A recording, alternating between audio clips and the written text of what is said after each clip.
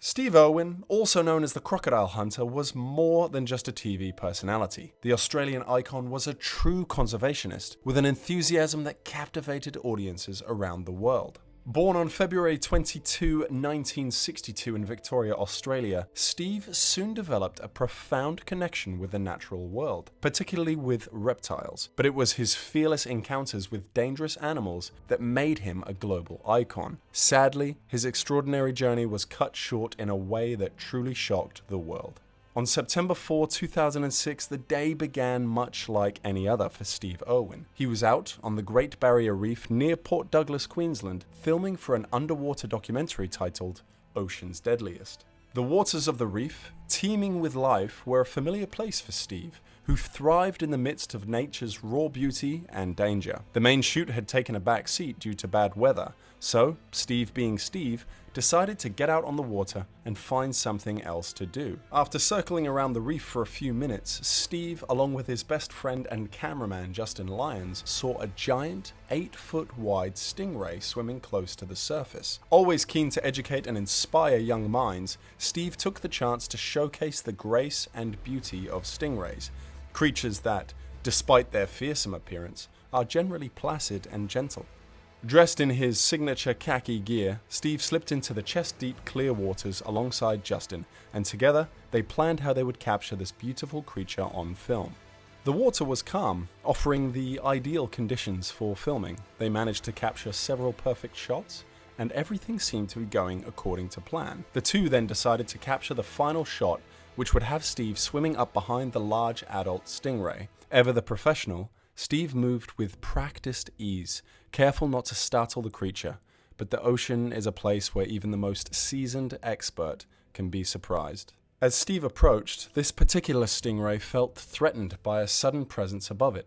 It probably thought that Steve's shadow was that of a tiger shark, which regularly feeds on these types of stingray. In a flash, the ray propped onto its front and began to wildly stab its barbed tail upward. Hundreds of strikes in a matter of seconds, one of which managed to hit Steve directly in the torso. The barb, sharp and venomous, pierced his chest like a hot knife through butter, a freak accident nearly unheard of in marine history. For a brief moment, there was shock, both above and below the water. Steve, in minor panic, thought that the barb had punctured his lung and began to scream this information to his cameraman. Understandably, he was in massive amounts of pain at this point.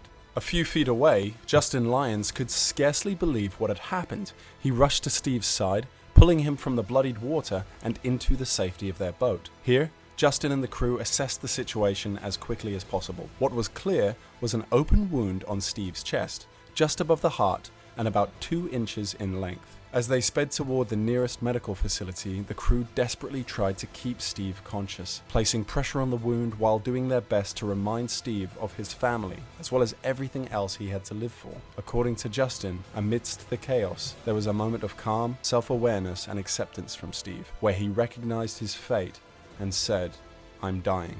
These were Steve Irwin's final words.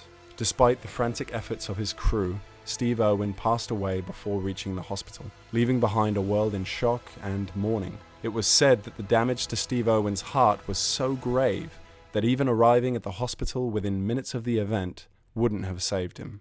Steve Irwin's death was a tragedy that sent shockwaves across the globe. He was just 44 years old. His untimely passing was met with an outpouring of grief from fans, colleagues, and conservationists worldwide. As we approach the death anniversary of this global hero, let's not forget the rich tapestry he left behind. In the years since his passing, Steve's wife Terry and their children Bindi and Robert have carried forward his mission with unwavering dedication. Through their thorough efforts at Australia Zoo and various conservation programs, they have ensured that Steve's dream of a world where humans and wildlife coexist peacefully continues to live on.